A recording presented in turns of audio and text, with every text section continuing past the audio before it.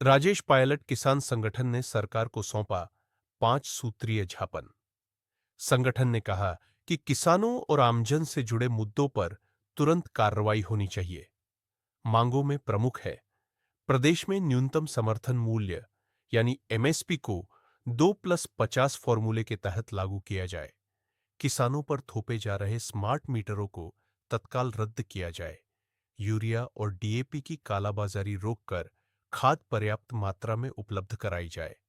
जर्जर पड़े सरकारी स्कूलों और अस्पतालों का पुनर्निर्माण किया जाए और हाल ही की बरसात से खराब हुई फसलों का वैज्ञानिक गिरदावरी कर प्रभावित किसानों को उचित मुआवजा दिया जाए।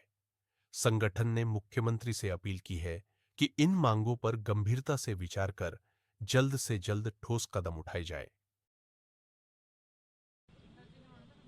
राजस्थान में जब से भजनलाल सरकार बनी है, कहीं ना कहीं आंदोलन का जो रुख है लगातार राजस्थान में बढ़ता जा रहा है। हम शहीद स्मारक पर मौजूद हैं, जहां पे जो धरने प्रदर्शन का लगातार एक केंद्रित स्थल है, जहां लगातार धरने प्रदर्शन ही होते हैं। आज उसी जगह पर ये देख सकते हैं मेरे सामने राजेश पायलट किसान संगठन है, जो कुछ मांगों को लेकर आज धरने पर बैठे हैं, जो कि इनकी 5 सूत्री मांगे हैं। आखिर क्या मांग है, क्या इनकी जो डिमांड है, आखिर धरने का रास्ता क्यों लिया? क्योंकि किसान है, आखिर किसान की समस्या है क्या? देखिए, सबसे पहले तो आपको बहुत बहुत धन्यवाद, आपके चैनल को और आपको। हम काफी समय से किसानों की मांगों को लेकर के सरकार को भी ज्ञापन दे चुके हैं, और क्षेत्रीय जो डीआर है और चाहे उपखंड अधिकारी हो, हर जगह हमने ज्ञापन दे दिए थे। माननीय भजनलाल जी को एवं कृषि मंत्री जी को, ऊर्जा मंत्री जी को। पहले तो मैं ये जानना चाहूंगा कि आखिर पूरा मामला है क्या? जी, हम चाहते हैं कि राजस्थान में एमएसपी न्यूनतम समर्थन मूल्य जो 2+0.5 के फॉर्मूले के तहत राजस्थान में लागू हो। साथ ही जो जर्जर अवस्था में जो इमारतें हैं, चाहे स्कूल मान लो, चाहे अस्पताल मान लो, सभी का प्रदेश भर की जहाँ हैं उनकी जांच करवा कर उनको पुनर्निर्माण करवा जाए।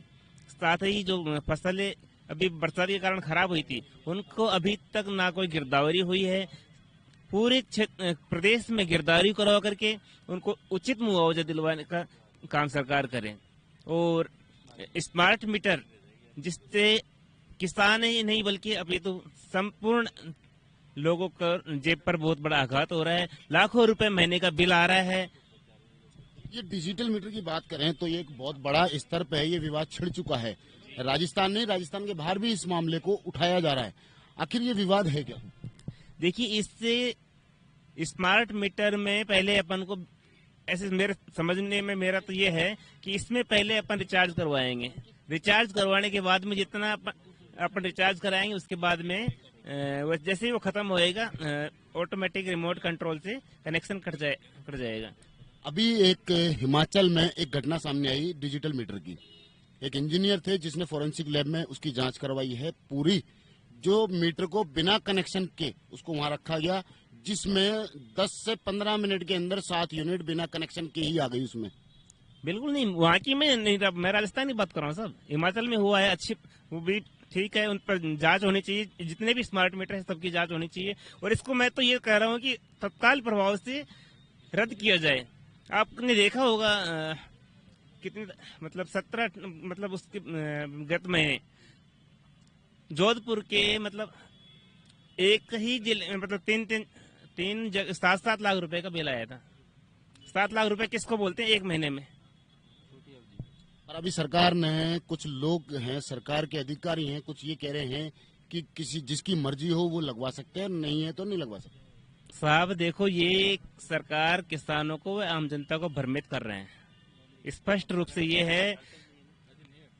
क्यों इसको रद्द क्यों ना करें? रद्द करने में क्या परेशानी आ रही है? इसमें आम जनता को फायदा क्या है? आप एक फायदा, आप पत्रकार हैं, आप एक फायदा हमको गिनवा दीजिए, हम किसान हैं यहाँ पे। इसमें क्या फायदा है? एक फायदा बता दीजिए आप। ये तो सरकार ही बता सकती है, सरकार कानून लाई है। नहीं, सरकार लाई है, हम किसान हैं, हमारी जेब में डाका डाला जा रहा है, तो उसको तो हम बता सकते हैं ना, इसमें हमको क्या लाभ मिल रहा है और क्या हानि हो रही है। जैसे 5 सूत्री मांगे हैं, 5 सूत्री मांगों में और क्या है? जर्जर इमारत आपने बता दी, स्मार्ट मीटर हो गया, जर्जर अवस्था में जो इमारतें हैं ये हो गया, एमएसपी हो गया, और मुआवजा हो गया, और डीएपी और यूरिया में जो कालाबाजारी हो रही है ये हो गया। अभी बरसात में जो फसल खराब हुई है, किसानों को नुकसान हुआ है, सरकार की तरफ से कोई घोषणा हुई है अभी? अभी तक कहाँ हुई है? नहीं हुई, बिल्कुल हमारे सुनने में नहीं हुई, कहीं पे घोषणा हुई है ना, गिरदावरी हो रही है। तो अभी जो आपका कोई डेलीगेशन गया था, वहाँ क्या बातचीत हुई है कुछ? जी बताइए क्या हुआ। ये हमारे साथ जो भी डेलीगेशन गया था, जो मिलके आए हैं, उन्हें क्या आश्वासन दिया गया, क्या किससे मिले, पहले तो ये बताइए। देखो, हम एडीएम साहब से मिले थे। एडीएम साहब ने बोला है कि हम आपकी मांगों को सीएम साहब तक पहुंचाएंगे और जो भी कार्रवाई होगी या फिर जो भी करना होगा वो सीएम साहब करेंगे। उन्होंने ये कहा है क्योंकि वो कर्मचारी हैं, फैसला तो सीएम साहब को लेना है।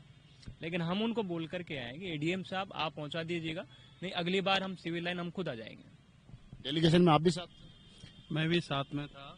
कि क्या क्या मांगे रखी गई हैं डेलीगेशन में, और क्या लगता है कि सरकार सुनेगी? सर देखिए, हमारी जो किसानों से संबंधित मांग है, इसमें हम पूर्व में 1-1.5 महीने पहले ज्ञापन दे चुके थे।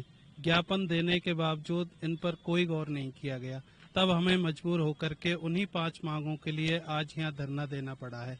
आज का हमारा ये 1 दिन का सांकेतिक धरना था, जिसमें हमारी 5 मांगे हैं कि किसानों को जो एमएसपी है उसकी फसल का उचित मूल्य है वो मिलना चाहिए।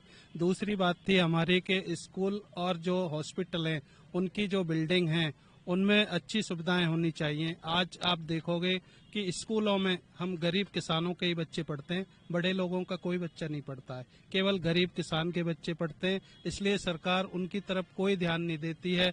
आपने अभी देखा है झालावाड़ में हादसा हुआ, ऐसी ही बिल्डिंगें आज भी मौजूद हैं जिनमें बच्चे पढ़ने के लिए मजबूर हैं। उन बिल्डिंगों का पुनर्निर्माण करवाया जाना चाहिए।